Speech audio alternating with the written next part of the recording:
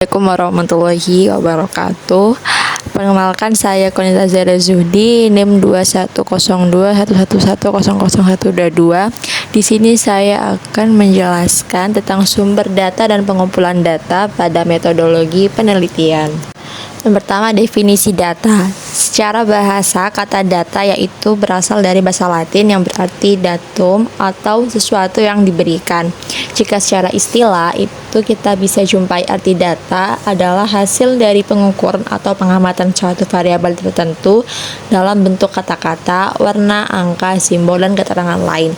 Data itu sendiri masih bersifat mentah, jadi jika kalian ingin memperoleh data yang baik dan akurat, maka sangat penting untuk bersandar pada data yang memang telah dipercaya kebenaran, keakuratan, dan ketepatan waktu dan ruang lingkupnya yang luas. Selain itu, karena data memiliki sifat yang masih mentah, maka seseorang yang membaca dan juga melihatnya belum bisa mendapatkan suatu informasi yang utuh.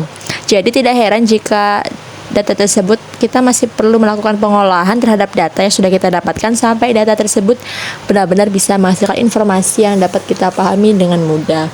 Sumber data adalah subjek penelitian di mana data menempel. Jadi sumber dapat berupa benda, gerak, manusia, tempat, dan sebagainya. Ditinjau dari wilayah sumber data, maka dibedakan adanya 3 jenis penelitian, yaitu yang pertama ada penelitian populasi, yang kedua penelitian sampel, dan yang ketiga penelitian kasus. Next, jenis data. Ada apa saja sih jenis-jenis data itu? Yang pertama ada data kuantitatif. Data kuantitatif adalah data yang menyatakan besaran, jumlah, atau jangkauan tertentu. Biasanya terdapat unit pengukuran yang terkait dengan data, misalnya meter dalam pengukuran tinggi badan seseorang. Contoh data kuantitatif adalah skor tes dan ujian, berat badan seseorang, atau suhu dalam sebuah ruangan. Dan jenis data ini dibagi lagi menjadi 2 jenis. Yang pertama data diskrit. Data diskrit itu sederhananya hanya dapat mengambil nilai-nilai tertentu dan variabel data tidak dapat dibagi menjadi bagian-bagian yang lebih kecil. Contohnya itu banyaknya siswa dalam satu kelas, jumlah pekerja di suatu perusahaan, atau jumlah soal tes yang dijawab dengan benar. Yang kedua jenis data kuantitatif yaitu data kontinu. Jadi data ini mewakili informasi yang dapat dibagi ke dalam tingkat yang lebih halus atau dapat diukur berdasarkan skala. Hampir semua nilainya juga bernilai numerik. Misalnya, tinggi badan bisa diukur pada skala yang sangat tepat dalam satuan yang berbeda seperti meter, sentimeter, milimeter, dan lain sebagainya. Perbedaan utamanya dengan data diskrit adalah data kontinu bisa direkam pada banyak pengukuran yang berbeda seperti lebar, suhu, dan waktu. Contoh data kontinu adalah jumlah waktu yang dibutuhkan untuk menyelesaikan suatu proyek, kecepatan mobil, dan lain-lain. Yang kedua, data kualitatif. Data kualitatif ini didefinisikan sebagai data yang mendekati dan mencirikan serta dapat diamati dan dicatat. Tipe data ini bersifat non-numerik dan dikumpulkan melalui metode observasi, wawancara, fokus grup, dan metode serupa. Jenis data ini penting dalam menentukan frekuensi sifat atau karakteristik tertentu yang memungkinkan ahli statistik membentuk parameter di mana sekumpulan data yang lebih besar dapat diamati. Contohnya, bagi seorang peneliti pasar, mengumpulkan data kualitatif membantu dalam menjawab beberapa pertanyaan seperti siapa pelanggan mereka, masalah apa yang mereka hadapi, dan aspek apa yang perlu dijadikan pusat perhatian sehingga masalah tersebut dapat diselesaikan. Yang ketiga ada data interval. Data interval sendiri didefinisikan sebagai tipe data yang diukur sepanjang skala di mana setiap titiknya ditempatkan pada jarak yang sama satu sama lain. Data interval selalu muncul dalam bentuk angka atau nilai numerik dengan jarak antara 2 titik distandarisasi dan sama. Yang keempat, data rasio. Data ini didefinisikan sebagai jenis data numerik yang bersifat kuantitatif. Data rasio yang dikumpulkan pada skala rasio memiliki jarak yang sama antara nilai-nilai yang berdekatan. Karakteristik ini membuat data rasio mirip dengan data interval, tapi berbeda dengan karakter faktor 0 mutlak. Titik 0 pada data rasio ini memiliki kehadiran yang berarti. Jadi adanya 0 berarti tidak boleh ada variabel negatif dalam data rasio. Ciri-ciri data rasio adalah data tersebut dapat diukur dan diurutkan. Selain itu, variabel juga berjarak sama dan dapat berupa data kontinu atau diskrit. Yang terakhir ada data ordinal. Data ordinal diklasifikasikan ke dalam variabel yang memiliki urutan peringkat alami, tetapi jarak antar kategori tidak diketahui. Misalnya, variabel frekuensi latihan fisik dapat dibagi dalam beberapa kategori seperti tidak pernah, jarang, kadang-kadang, sering, dan selalu. Sementara ada urutan yang jelas untuk kategori-kategori ini, tetapi tidak mungkin untuk mengatakan bahwa perbedaan antara tidak pernah dan jarang sama persis dengan perbedaan antara kadang-kadang dan sering. Oleh karena itu, skala ini disebut ordinal. Teknik pengumpulan data. Ada berbagai metode pengumpulan data yang dapat dilakukan dalam sebuah penelitian.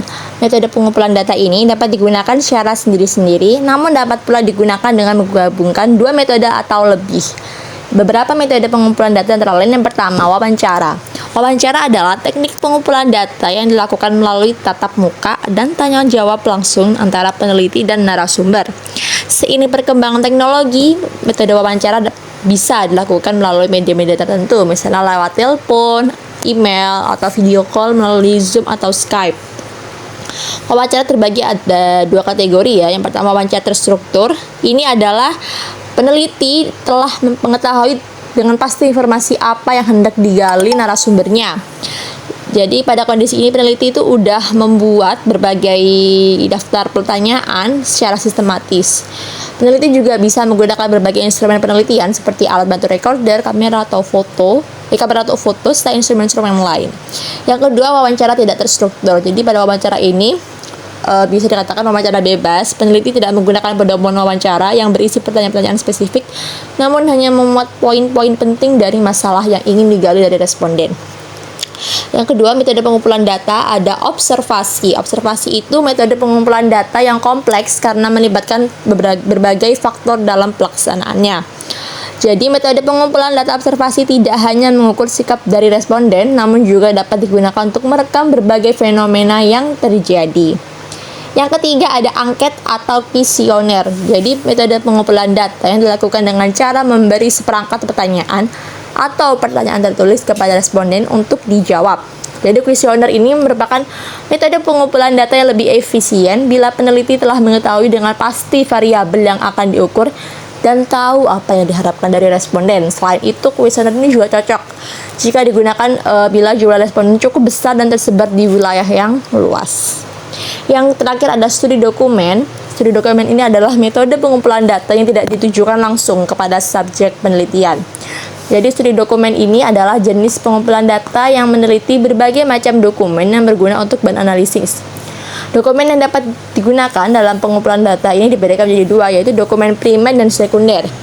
Dokumen primer sendiri adalah dokumen yang ditulis orang yang langsung mengalami suatu peristiwa, misalnya autobiografi.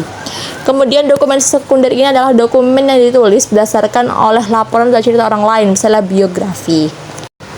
Dan ini adalah penyusunan instrumen penelitian. Jadi yang pertama, identifikasi variabel-variabel yang diteliti. Kita harus mengidentifikasi apa saja variabel-variabel yang akan kita teliti sebelumnya. Kemudian yang kedua, kita jabarkan variabel ke dalam beberapa dimensi. Yang ketiga, cari indikator dari setiap dimensi variabel tersebut. Yang keempat, deskripsikan. Jadi kita mendeskripsikan kisi-kisi instrumen yang akan digunakan dalam penelitian. Yang kelima, rumuskan item-item pertanyaan. Jadi kita mulai merumuskan tuh ya pertanyaan-pertanyaan apa saja. Yang keenam, siapkan petunjuk pengisian instrumen. Sekian penjelasan tentang sumber data dan pengumpulan data untuk metodologi penelitian dari saya. Kurang lebihnya mohon maaf. Wassalamualaikum warahmatullahi wabarakatuh.